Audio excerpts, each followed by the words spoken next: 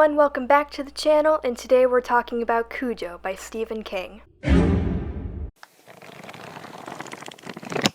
My first horror, and my first Stephen King, and it did not disappoint.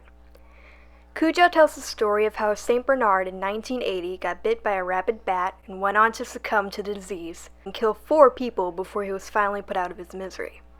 This actually takes a back seat for most of the book, instead focusing on the marriage troubles between 2 couples.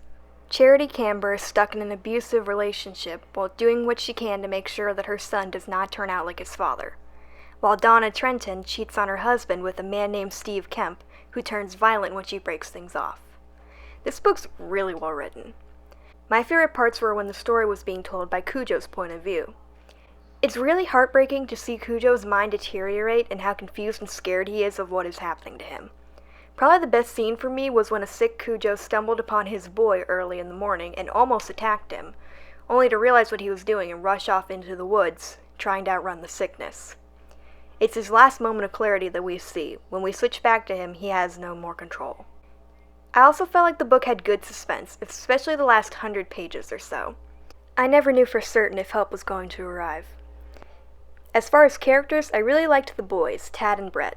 Tad is right at the age where he experiences night terrors, so much so that he begins to believe in monsters, and that makes his interactions with Cujo all the more terrifying to him, believing him to be a monster that escaped his closet. Meanwhile, Brett is having an interesting little subplot where he is being torn between the life his father wants for him and the life his mother wants for him. It was mostly going on in the background and wasn't given a payoff beyond Charity coming to a realization about the whole ordeal near the end of the book, but it was still interesting. Something that wasn't necessarily a bad thing, just something I thought was a little odd, was what was done with Steve Kemp at the end of the book. Some major spoilers here, so if it bothers you, you can skip ahead to here.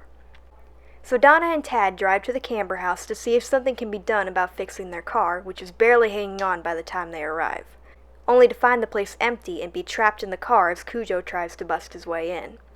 Donna had left a note in the house as to where she was going, which was found by Steve, who had returned to her house and in a fit of rage vandalized it. He saw the note she left, and what I expected to happen was him to be irrational enough to go up to the Camber house after her and be killed by Cujo, giving Donna a chance to run into the house and call for help. But this is nowhere near what happened. He just erased the message to leave one of his own, then leaves. His act serves a purpose, as when her husband Vic returns to the house in ruins and finds his wife and child missing, Kemp is believed to have kidnapped them. Again, Kemp served his purpose, but I was surprised that he didn't have more of a role in the climax. This was a great way to start Stephen King. I'll definitely have more of his books on this channel down the road. And the movie. Would you guys be interested in comparison videos about books and their adaptations? Let me know. So my final rating of Cujo would be 8 out of 10. As always, if you have any books you think I should read, put them in the comments section. Like and subscribe if you enjoyed, and I'll see you in the next one.